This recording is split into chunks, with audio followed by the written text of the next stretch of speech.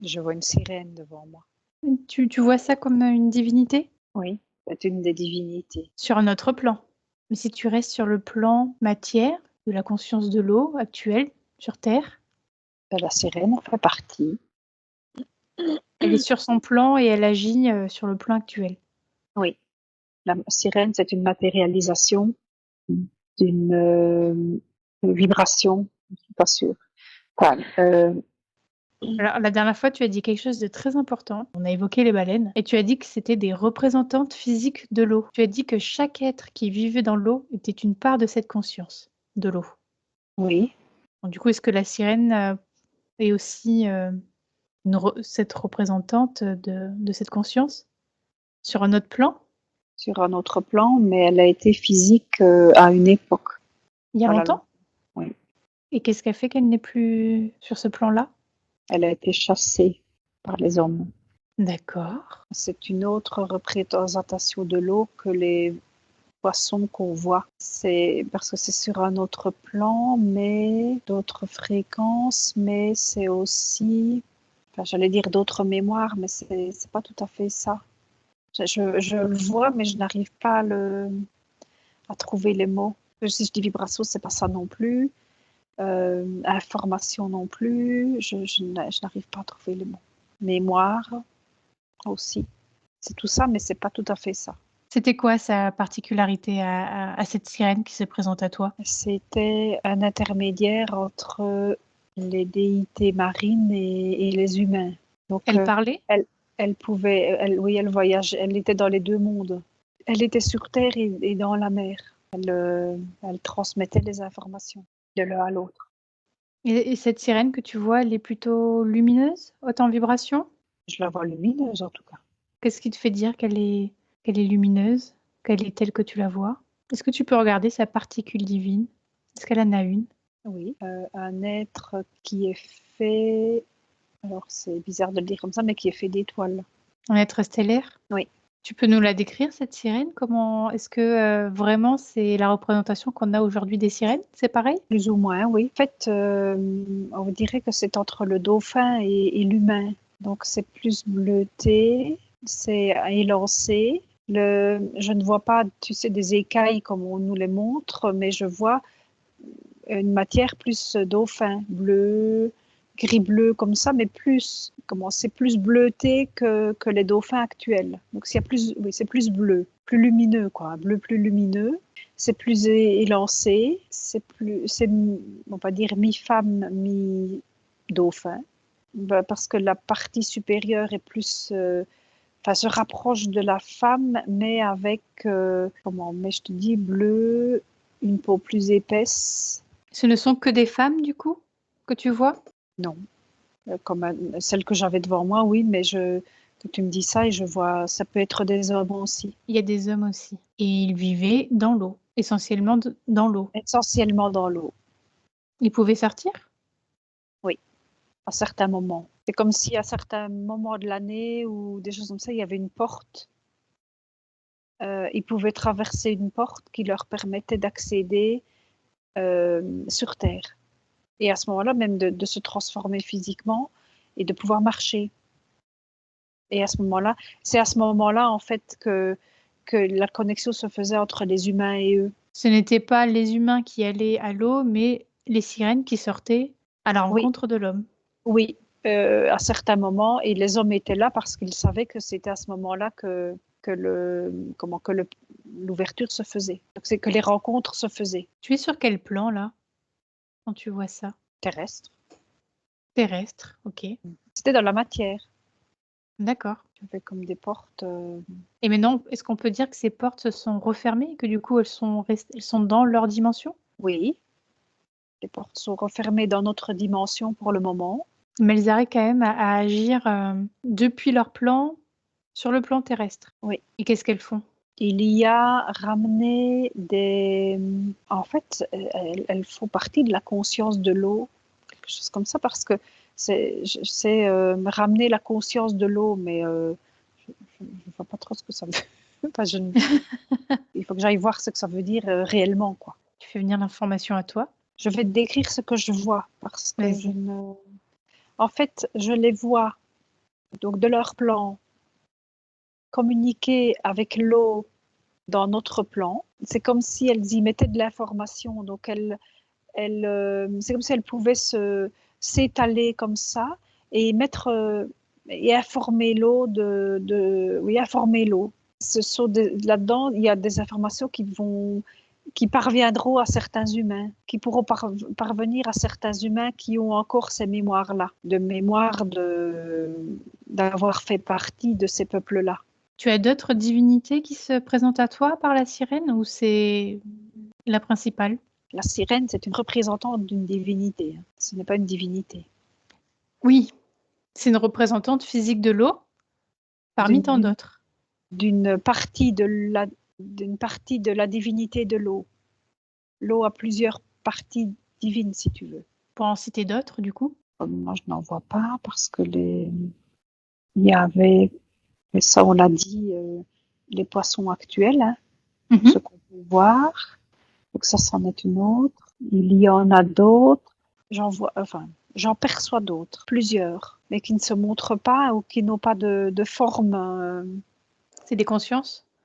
Oui, n'ont pas de forme, même représentées comme les sirènes ont été représentées, quoi. C'est encore vivant dans nos mémoires, mais les autres ne le sont pas, ou ne le sont plus. Est-ce qu'elle a un message à te transmettre, cette sirène? Donc, elles sont en train de faire en sorte que l'homme retrouve le lien à l'eau, que c'est quelque chose qui est en cours, que pour le moment, c'est encore un peu très matériel avec genre pollution, tu vois, écologie, ce genre de choses, mais que petit à petit, de plus en plus de gens qui vont ressentir le divin dans l'eau, que ce ne sera pas juste protection des océans pour la propreté, quoi. Mais vraiment que les gens vont. Alors, elle me dit que il va y avoir ce sera par des manières positives, mais aussi par des matières, des submersions et des choses comme ça. Il va y avoir quelques dégâts. Quelques bouleversements climatiques? Non, on peut le dire comme ça, mais c'est pas juste. D'accord. Ça va être des submersions, des choses comme ça, comme il y en a déjà eu. Donc, ce n'est pas des bouleversements. Non. Parce que ça n'a rien à voir avec le climat, tu vois. D'accord. Donc, pas des manifestations, oui. Ce sera des manifestations à certains moments où les gens ça va réveiller des personnes sur ce qu'est vraiment l'eau. Est-ce que tu as des mémoires en lien avec les sirènes? Non. Et elles sont sur quel plan, là, vraiment? Depuis quel plan elles agissent sur Tu veux Terre? un chiffre? Oui, si tu en as un. 12e plan. Ah oui. Elles sont parties loin, alors. Je sais pas, je n'y connais rien. Au niveau des plans et tout, j'y connais rien. Donc, peut-être. Elles ont l'air loin. Elles ont l'air loin et très Ou alors c'est nous éthérées, qui sommes descendus, alors, sinon. Ça, c'est possible aussi. Et elles ne comptent pas redescendre. Hein. Oui, Même si les portes se remettaient à circuler ou ce genre de choses, elles ne redescendraient pas de plan, disent-elles. Oui, c'est à l'homme de monter en fréquence et de. Oui. La conscience de Gaïa, tu la vois sur quel plan par rapport aux sirènes? Je la vois au 8e. Je vois le chiffre 8. D'accord, ok. Donc quand tu te connectes de cœur à cœur avec la conscience de Gaïa, c'est comme si tu te reliais en 8e dimension? Oui, je vois 8, oui. Donc il est presque pour percevoir les messages d'une sirène en se connectant à l'eau. C'est possible? C'est ça qui est étrange en fait, parce que l'eau, que tu me parlais de dimension, je n'y étais pas allée, mais là maintenant, l'eau, elle est sur encore bien plus haut, elle. Elle peut être, enfin, elle est sur toutes les dimensions en même temps, mais elle peut monter même plus haut que 12. Oui, c'est ça. Oui, parce qu'en fait, partout où l'eau se trouve, comme l'eau est une conscience, elle agit sur plusieurs plans. Oui. Et elle est bien plus haute que même ça. Je vois même plus de 20. Tu me diras si ça a du sens parce que c'est ce Si, que je si, vois, si. mais j'ai au moins 24 qui s'affichent. Si, c'est très intéressant ce que tu dis.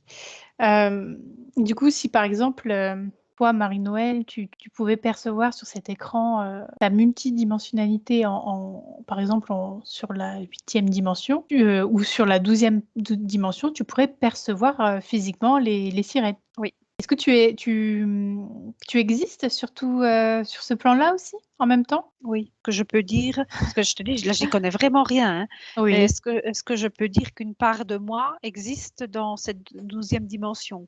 C'est ce que je oui, ressens. Ok, oui. comme une part de mon âme qui est là. Oui, c'est que j'essaye de comprendre que comme toute chose, comme l'eau, c'est une conscience, que toi, tu es conscience, tu es un être physique, tu es là présente, je te vois physiquement, tu vois l'eau physiquement telle qu'elle est, c'est de l'eau. Si tu prends tes multidimensionnalités et que tu observes tes autres parties, tu retrouves aussi l'eau, enfin, la conscience de l'eau qui a aussi, donc du coup, elle aussi, c'est multidimensionnel. Oui, Est-ce que c'est juste de dire ça comme ça? oui. Et je vais dire même indépendante de Gaïa. De la conscience de Gaïa. Oui, elle est reliée, mais c'est indépendant. Pourquoi indépendant? Je ne sais pas, parce que je le vois comme ça. Je vois des consciences différentes. D'accord, ok. On va essayer de revenir sur notre plan actuel, physique, que l'on connaît. Est-ce que tu as d'autres messages qui pourraient venir à toi par rapport à cette conscience de l'eau et ses divinités? Par exemple, est-ce que la coquille Saint-Jacques est une représentante de l'eau? En fait, tout être que l'on voit dans l'eau, ce sont toutes des Oui, représentantes de l'eau. Donc oui. tous les poissons, Les coquillages, oui. les Oui, coquillages. Est-ce que c'est juste de les manger, de les pêcher et de les manger? oui, C'est fait pour? oui. Aussi, D'accord, c'est donc c'est fait pour c'est- nourrir l'homme? c'est fait pour nourrir l'homme. Ce n'est pas fait que pour ça, mais c'est fait pour nourrir l'homme.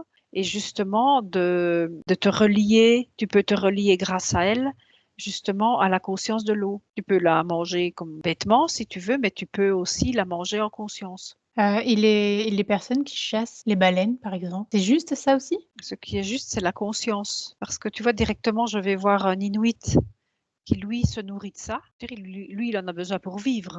Si tu as un phoque, c'est pour vivre. Enfin, donc lui, il y a la vie qu'il a est, je veux dire, la plupart des gestes que ces personnes font sont en conscience parce que elles savent qu'elles dépendent de ces êtres-là pour vivre. Et donc, au moment de les tuer, les choses seront faites en conscience. Par contre, tout le principe mercantile, vider l'océan pour se faire du Oui, fric, là, c'est autre chose. oui, on entend bien.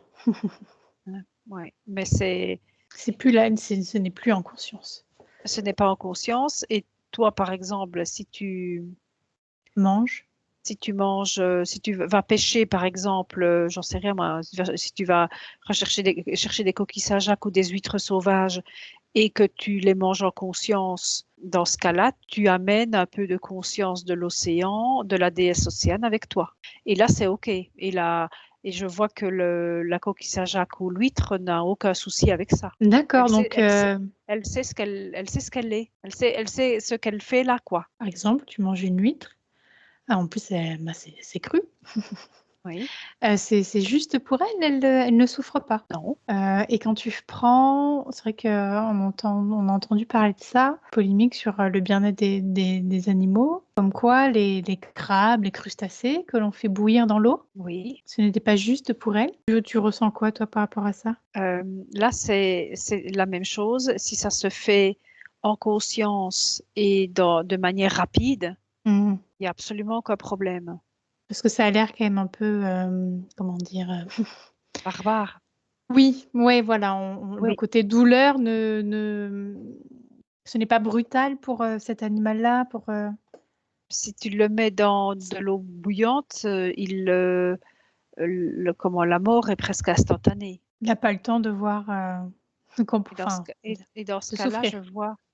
je vois si les choses sont faites correctement, tu vois, je veux dire sans noirceur, parce que c'est comme ça que je le vois, l'âme repart directement à l'océan. Hmm, oui, L'âme de, tu vois? Alors que, bon, si ça se fait de manière méprisante, brutale ou que sais-je, là, c'est moins évident. Mais ça retournera quand même à l'océan. Est-ce que ça va t'impacter si toi, par exemple, tu consommes un animal, un poisson qui a été vraiment, comment dire, pêché pas en conscience et qui n'a pas été respecté? Est-ce que toi, dans ton corps physique, ça va t'impacter de t'alimenter avec des poissons comme ça? Oui, je vois que ça laisse des petites traces en fait dans certains corps. Ça D'accord. peut même aller jusque dans le corps physique à certains moments quand c'est tout le temps. Et ça peut, oui, parce que tu récupères, il y a quelque chose de pas juste en fait, de pas aligné Mmh. dans l'histoire. Alors je ne vais pas dire de la souffrance du poisson, parce que je ne vois pas ça comme ça. D'accord. Quand je le pose la question, ça me dit non. Donc ce n'est pas la souffrance du poisson, mais c'est que c'est le lien entre le poisson et la mer qui ne redevient pas immédiat au moment de la Mmh. mort et qui est un peu perturbé. Et donc ça crée en fait des perturbations, je vois comme ça. Et alors, toi, le sachant, ça t'impacte et ça te désaligne, on va dire. D'accord. Alors une fois, 2 fois, c'est pas grave, si tu fais ça toute ta vie, et j'entends même que c'est des choses qui jouent aussi, par exemple, sur, l'apparition de certains cancers. Mmh.